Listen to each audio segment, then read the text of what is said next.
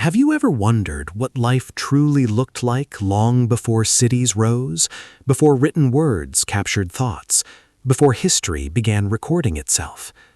Curiously, what we are told about those early humans is often framed as simple, primitive, almost childlike.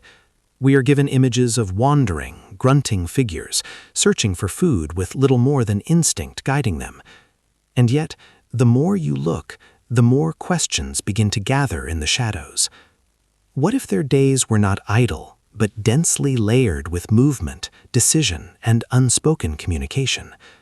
What if the ordinary acts we take for granted, searching, crafting, sharing, were performed under pressures, dangers, and knowledge that we can scarcely imagine today? It is easy to overlook the small efforts, the quiet persistence, the subtle strategies that sustained a life without maps, without calendars, without written reminders. And yet, these were the acts that kept our ancestors alive, connected, and aware of a world that was often unforgiving. Stories like these take a long time to uncover and piece together. We must sift through fragments, follow shadows, and listen carefully to what the absence of records may be trying to tell us. If you feel drawn to questions like these, consider subscribing, not for answers, but to remain alongside curiosity itself. The history books tell us that early humans were hunter-gatherers, moving in small groups across vast, untamed landscapes. They slept in caves or makeshift shelters, hunted animals, collected edible plants, and struggled against the elements. This is a narrative that seems straightforward, neat enough to fit in a textbook, or into the brief clips of documentaries we watch. It is a story of survival, yes, but also one that implies simplicity, even predictability. And yet, when you pause and think about it, something seems incomplete. The question is not what they did in broad strokes, but how every day could have been filled with the pressures, decisions, and unrecorded innovations we rarely imagine. What kind of awareness did it take to track a herd across miles of forest? How did they know which plants were safe, which rivers carried fresh water, which caves were shelter, and which traps of danger? Textbooks rarely ask these questions. They rarely linger on the complexity of a single day, or the patience required to simply survive from sunrise to sunset. And yet, survival was not an occasional act. It was continuous, intimate, exhausting. Does this official narrative truly capture the lives of those who came before us? Or does it leave out the texture, the nuances, the invisible labor that shaped their days?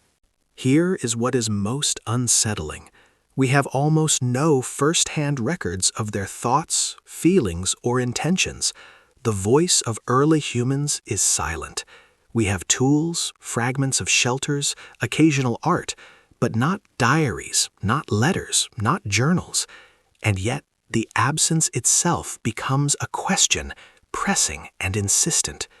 Why has no one ever explained the gaps between evidence and experience?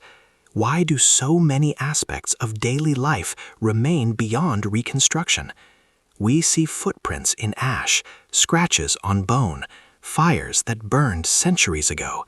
But the stories of their mornings, their quiet moments of fear, their laughter or grief, these are lost to us. And yet, the silence is not absolute. In the traces of movement, in the remnants of tools, in the careful placement of stones and bones, there are whispers, small fragments of knowledge that hint at a rhythm of life far richer than our imagination allows. Does this absence feel natural, or does it suggest something deeper, something deliberately ephemeral in what has been preserved for us to see? When fragments endure, they often carry with them an unexpected order. Knowledge that was once dispersed, shared in gestures and observation, became concentrated in those who survived to transmit it. Groups that could teach, that could remember, that could pass on stories became authorities in subtle ways, not through domination, but through the simple persistence of memory. It is curious how some knowledge is preserved while other knowledge disappears. Certain tools, certain hunting methods, certain survival strategies endure, while others vanish as if they never existed. Could this be coincidence? Or is there a natural gravitation toward what can be remembered and shared, leaving everything else in the shadows? And yet, even within these small centers of continuity, much remains elusive. Who chose which stories to tell, which signs to mark, which methods to preserve? How much of what we call history is simply the memory of what survived by chance, and how much was guided by those who remembered? If we look elsewhere, the contrast becomes striking. Across the globe, other groups flourished in ways that leave far richer records: art, structures, symbols, and myths that endured for millennia. And yet, in some regions, in some periods, a strange silence dominates. Certain lines of knowledge, certain daily practices seem almost erased, leaving us with tantalizing fragments and more questions than answers.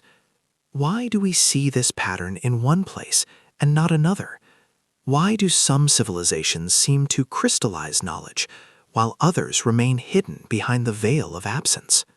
And yet, even within the fragments that survived, we find clusters of anomalies, details that resist easy explanation, moments that seem almost out of place, timelines that do not quite align, tools that appear more sophisticated than one would expect for their age, patterns in stone and bone that hint at knowledge lost long ago.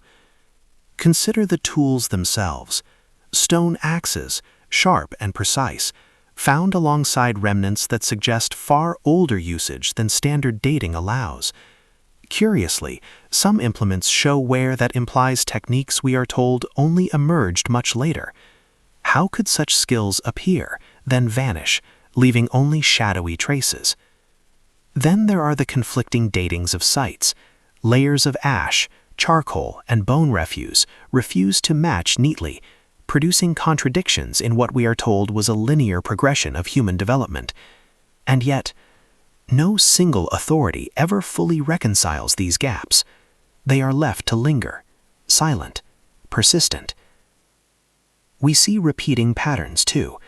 Certain symbols, repeated carvings, designs etched into stone in distant locations. Are they coincidence, or fragments of a shared memory, a thread of understanding that stretched across time and space, now fragmented into mere suggestion? Maps and early attempts at navigation hint at knowledge that seems far older than the people credited with it. Rivers, valleys, and coastlines marked in ways that imply observation and memory carefully preserved, even when the broader context has vanished.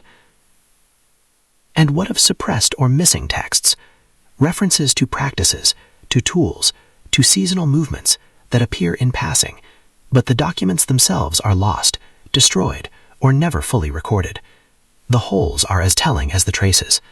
Why were these details allowed to fade? Or were they always meant to fade? These clusters do not resolve. They accumulate. Each fragment, each inconsistency, becomes another question pressing against the silence. And as they stack, the narrative we are told begins to feel less like history and more like an outline with entire chapters removed. Gradually, the pattern widens. We are no longer only concerned with tools or sites, with diets or shelters. We begin to see a broader shaping of memory itself. History is not merely forgotten, it is curated. Pieces that endure do so not only because of survival, but because of attention, because of transmission, because of repetition. And yet, what is remembered is never complete. It is shaped by those who carry the memory, who teach it, who decide what is worth passing on. Knowledge of fire, of tracking, of plants, of paths across the land, these were precious and practical. But other knowledge, perhaps equally valuable, disappears without a trace. We can imagine small groups huddled around a fire, elders whispering instructions, children watching silently. What do they remember? What do they choose to forget? And why do certain lessons vanish while others echo across centuries? Here, the line between history and memory becomes almost indistinguishable.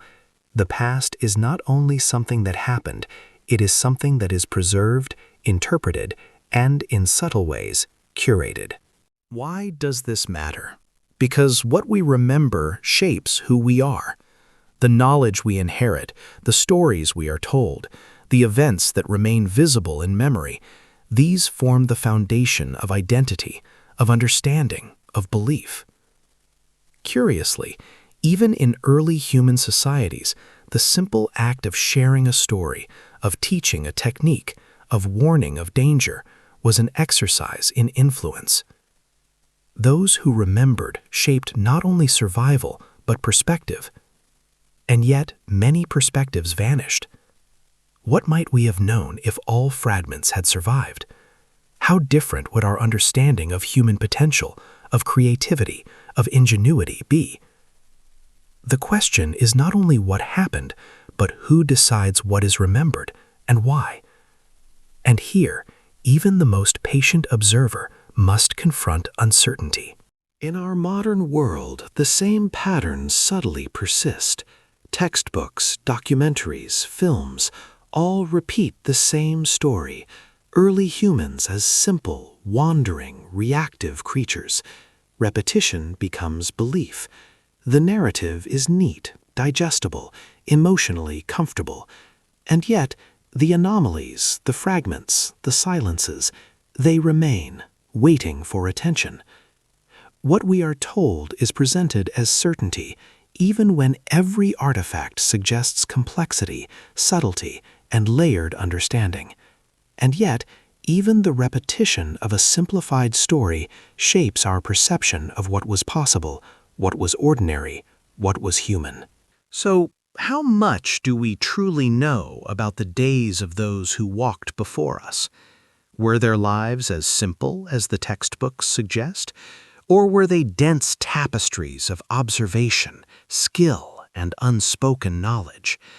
Could every movement, every glance, every shared story have been part of a careful dance with survival, an intelligence we can only guess at?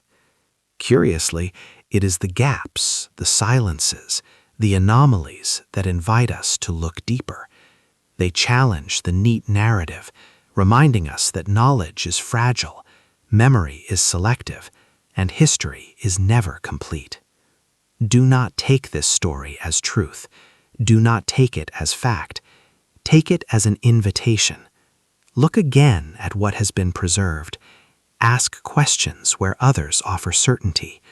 Allow yourself to wander through the shadows of memory and history, tracing fragments, noticing silences.